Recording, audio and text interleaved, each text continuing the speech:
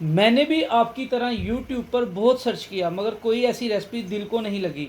मगर मेरे एक जानने वाले सीनियर शेफ़ ने मेरे साथ ये आसान और बहुत ही लजीज रेस्टोरेंट स्टाइल वाइट मटन कढ़ाई की रेसिपी शेयर की।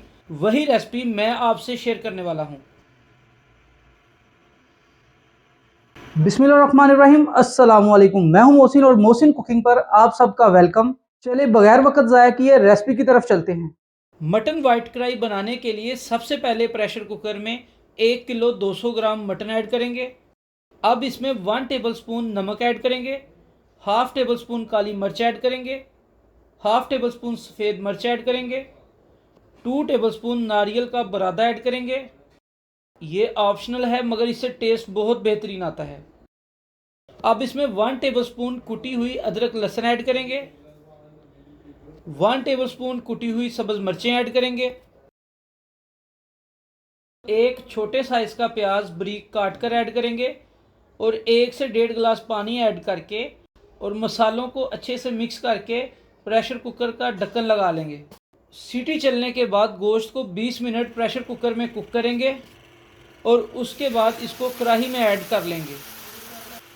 20 मिनट में गोश्त बहुत अच्छे से गल जाएगा। अगर फिर भी थोड़ा पानी हो तो हाई फ्लेम पर पानी ड्राई कर लेंगे और अब इसमें एक पाव यानी 250 ग्राम दही ऐड करेंगे 8 से 10 बादामों का पेस्ट ऐड करेंगे। और अच्छे से मिक्स करके 5 मिनट तक कुक करेंगे।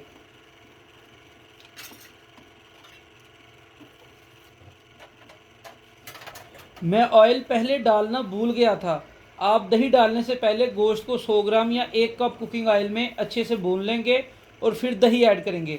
मज़ीद 1 से 2 मिनट कुक करने के बाद इसमें हाफ़ टेबल स्पून गरम मसाला ऐड करेंगे। ये खुश्क धनिया और ज़ीरे का मिक्सचर है।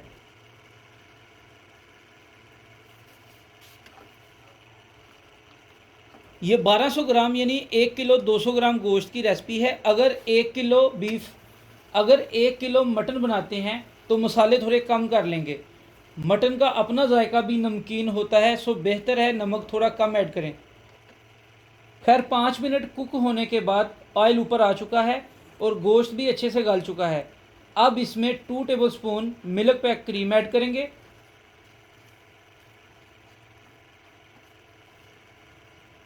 क्रीम जब ऐड करनी है तो फ्लेम को मीडियम से लो कर लेंगे और क्रीम को मिक्स करके बस 1 से 2 मिनट लो हीट पर ही कुक करेंगे।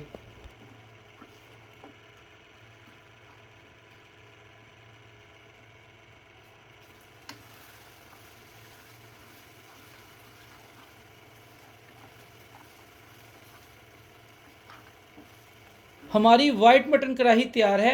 अब इसे प्लेट में सर्व कर लेंगे और इस पर बारीक कटी हुई सब्ज़ मिर्चें, अदरक और बारीक कट किए हुए बादाम ऐड करेंगे।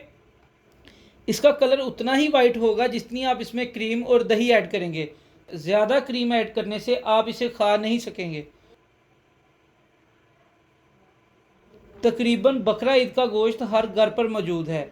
इस वीकेंड आप ये रेसिपी ज़रूर ट्राई करें, यकीनन आपको मज़ा आएगा।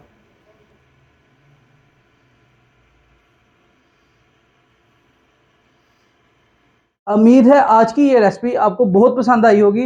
रेसिपी पसंद आई है तो मेरी वीडियो को लाइक और शेयर कर दें और ऐसी मज़े मज़े की और आसान रेसिपीज़ के लिए टिकटॉक और यूट्यूब पर मेरे चैनल को सब्सक्राइब कर लें। शुक्रिया। अल्लाह हाफिज़।